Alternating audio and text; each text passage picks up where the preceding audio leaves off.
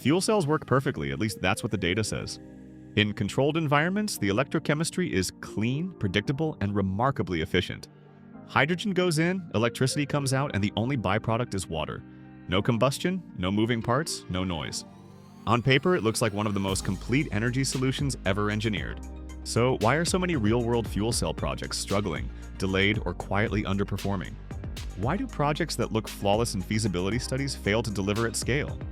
The answer is uncomfortable, and it changes how you see the entire industry. Fuel cells are not failing, the systems around them are. To understand this, you have to separate the part of the system that gets all the attention from the part that determines whether the system actually works.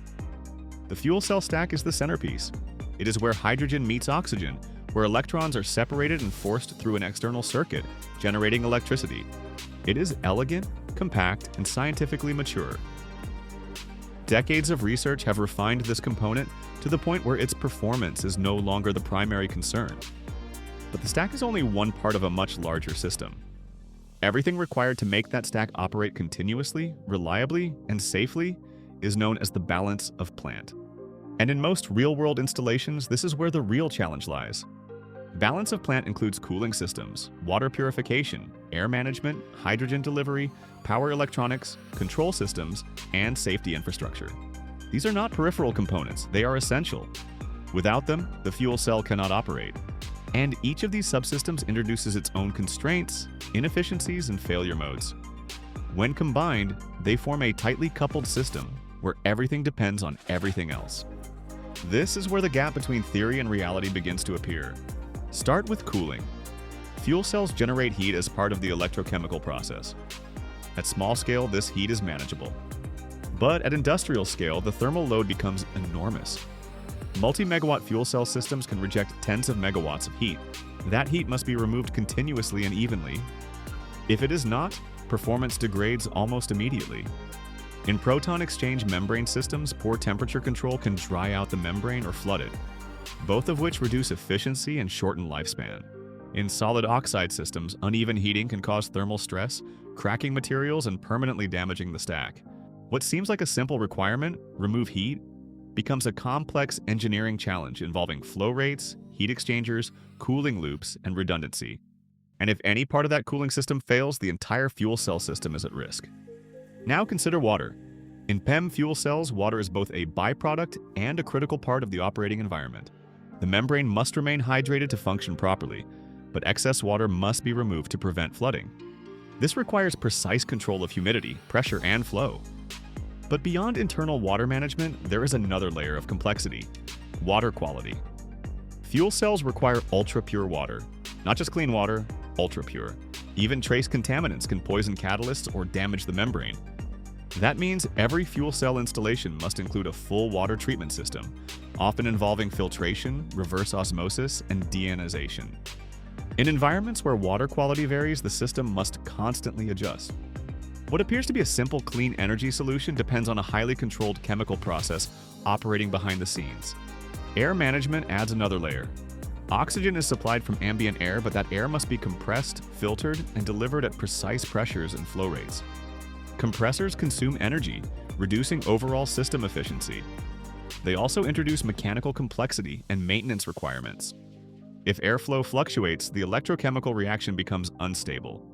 In large systems, the parasitic load from air compression alone can significantly impact performance and economics. Then there are the power electronics. Fuel cells produce direct current, but most applications require alternating current or grid-synchronized power. This requires inverters, transformers, and control systems to convert and stabilize the output. Each stage introduces losses. Each stage generates heat. Each stage must be precisely controlled. In applications like data centers, where power quality must be extremely stable, these systems become even more critical and more complex. When you step back, a pattern emerges. Each individual subsystem is well understood. Cooling systems exist in many industries. Water purification is standard engineering. Air compression is widely used. Power electronics are mature technologies. But when all of these systems are integrated into a single platform, their interactions create new challenges. A change in temperature affects water behavior. Water behavior affects electrochemistry. Electrochemistry affects heat generation. Heat generation affects cooling requirements. Cooling systems consume power, which affects net output. These feedback loops make the system sensitive to disturbances. What looks stable on paper becomes fragile in reality. This is where many projects begin to struggle. In demonstration projects, systems are carefully controlled. Conditions are stable. Engineers are present to monitor performance and adjust parameters. But in real-world deployments, systems must operate autonomously. They must handle variable loads, changing environmental conditions, and long operating cycles without constant human intervention. They must do this reliably and cost-effectively. This is where balance of plant becomes the bottleneck. Companies like Plug Power, Bloom Energy, and Ceres Power have proven that fuel cell stacks can work. The core technology is not the issue. The challenge is maintaining that performance across complex systems operating under real-world stress. This is why there is often a gap between announced capacity and actual performance. Systems are installed, but they do not always operate at expected efficiency. Maintenance requirements increase, downtime occurs, utilization drops, and when utilization drops, the economics begin to break. Utilization is one of the most important metrics in any energy system.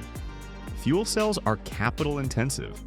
Their cost per unit of energy depends heavily on how many hours they operate. High utilization spreads capital costs over more output, lowering cost per kilowatt hour. But balance of plant issues often reduce utilization. A cooling failure, a water quality issue, a compressor outage, or a control system fault can take the entire system offline. Even small interruptions can have a significant impact over time. A system designed to operate at 90% utilization that runs at 70% suddenly becomes far more expensive. This is where many projects that looked viable in financial models begin to struggle in reality. Now consider where fuel cells are being deployed next: data centers, industrial facilities, and grid support systems.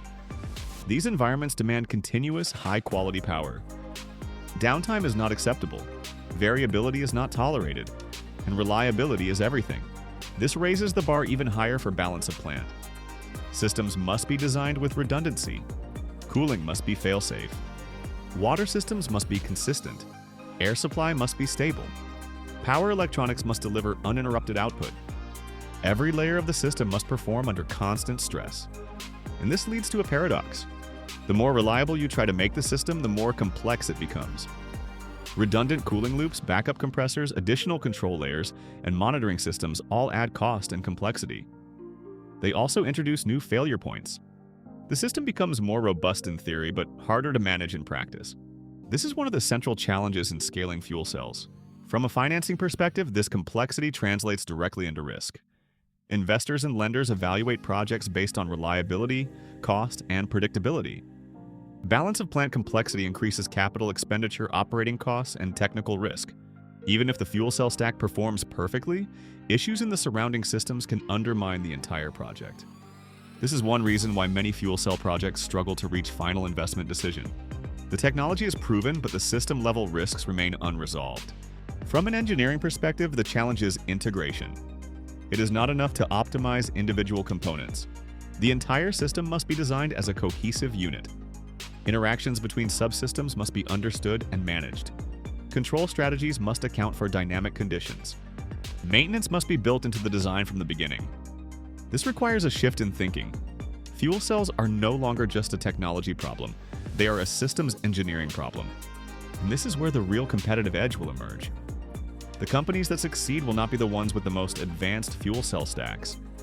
They will be the ones that can design, integrate, and operate balance of plant systems more effectively. They will reduce complexity.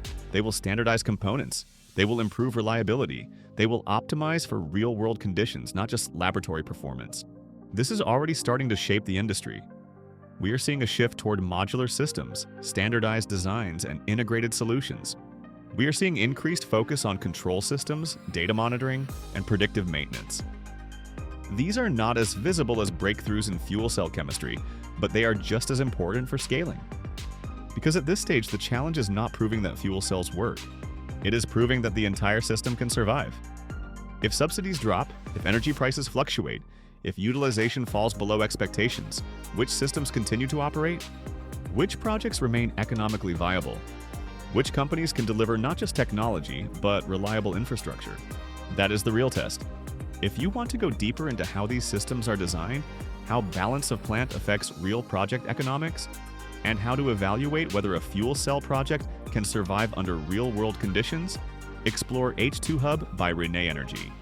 It is where the focus shifts from technology to execution, from theory to systems, and from promise to performance.